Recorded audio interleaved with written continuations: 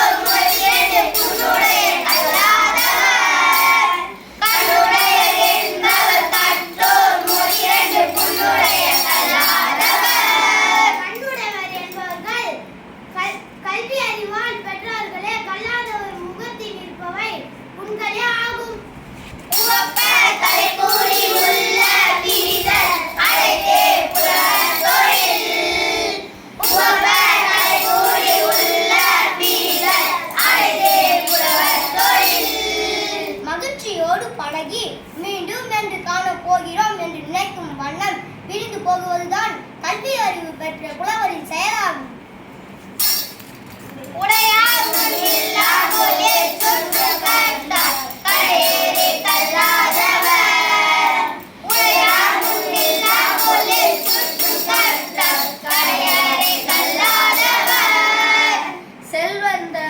செல்வந்தர்கள் முன் ஏழைகள் ஏங்கி நிற்பது போல கல்வி கற்றவர் முன் பணிந்து நிற்றனும் கல்வி கற்றோரே உயர்ந்தவர், கல்லாதவர் கடைநிலை மனிதரே.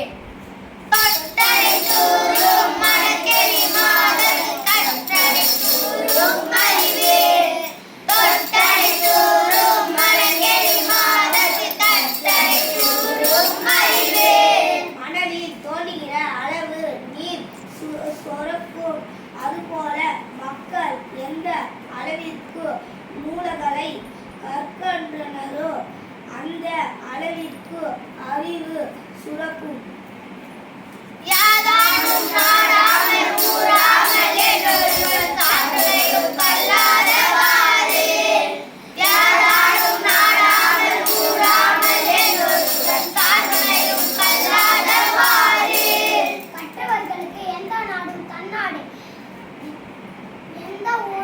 சொந்த ஊரே யாகும். இப்படி இருக்க சாகும் வரையில் ஒருவன் கல்வி கற்காமலே இருக்கிறான்.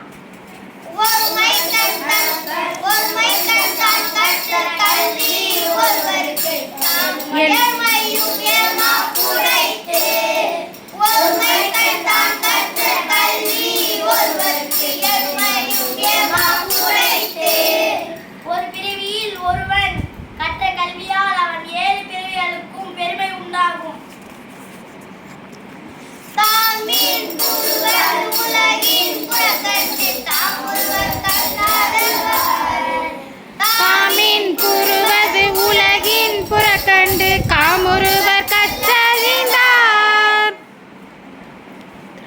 கற்றறிந்த சான்றோர்கள் தன் கல்வி அறிவே தமது மகிழ்ச்சிக்கும் உலகத்தாரின் மகிழ்ச்சிக்கும் காரணமாக இருப்பதை கண்டு அந்த கல்வி அறிவே மேன்மேலும் கற்க விரும்புவார்கள்.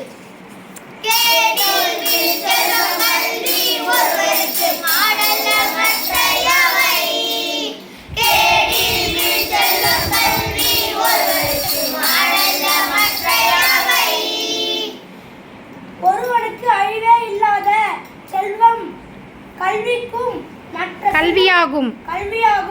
மற்ற செல்வங்கள் எல்லாம் அத்துணை சிறந்தவை அல்ல.